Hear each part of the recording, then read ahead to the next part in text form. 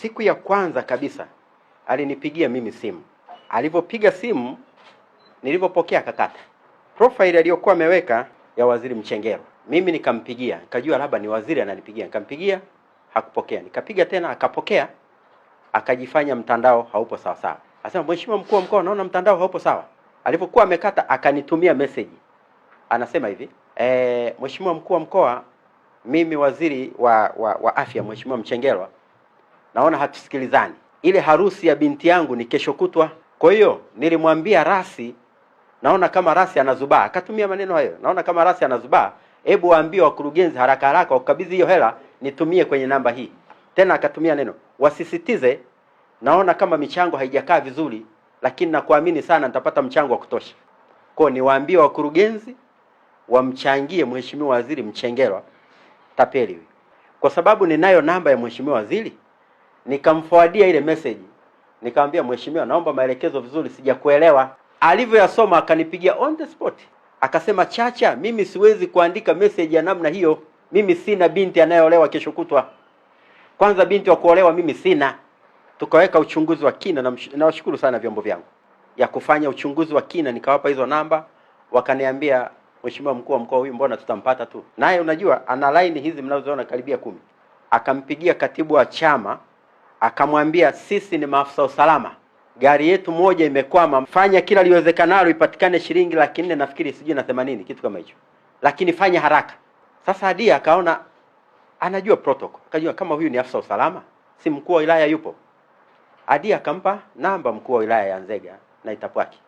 Alipowasiliana naye akamwambia, wewe, sisi ni maafisa usalama, tumewaambia tupo kwenye gari, imepata hitilafu, tupo kwenye msafara mwenezi, fanyeni haraka. We mkuu wa wilaya unazubaa nini?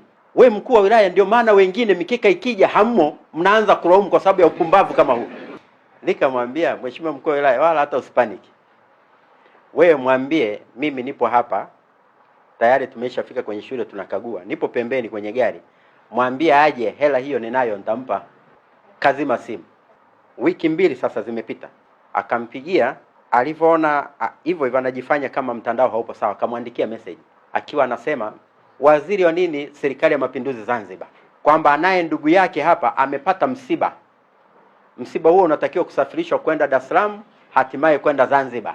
Kwa hiyo afanye kila liwezekanalo, mambo pale hayapo vizuri na anamtafuta mkuu wa mkoa hampati. Kwa hiyo watafute kama 1,500,000 iweze kusafirisha huo msiba, aiweke kwenye namba fulani. Lakini siku ile anampigia mbunge, alimwambia yeye ni RCO, ofisi ya RPC, na anacho kitambulisho hichi, anachowatapelia watu kwamba yeye ni RCO, ofisi ya kamanda wa polisi wa mkoa. Kuna guest moja inaitwa Greenview. Huyu bwana ikifika kila siku saa 8 usiku anaamka nyumbani kwake, anaenda guest. Pale ndio mitambo yake, kile chumba amekikodi, hakuna mtu mwingine anaingia mle. Mke wake hajawahi kujua kwamba huyu baba, kwa sababu mke wake inawezekana naye anajua ni RCO, kwa hiyo anaingiaga usiku kazini. Kwa yule mama, yani yeye haelewi, anajua tu huyu bwana kila siku saa 8 usiku anaamka anaenda kazini. Akienda anaenda lodge pale Greenview Lodge. Line 9 anazozitumia. Kuna line nyingine kati ya hizi 9 anaitumia, lakini ina usajili wa mtu mwingine. Ina usajili wa mtu huyu hapa, ambaye sio sura yake. Kwa hiyo nikasema, bwana, leo nitakutangaza dunia nzima ikujue, mke wako ajue ni tapeli, wala sio RCO, ndugu zako wote wajue tapeli tu wa kutupwa, na kesho tutakufikisha mahakamani.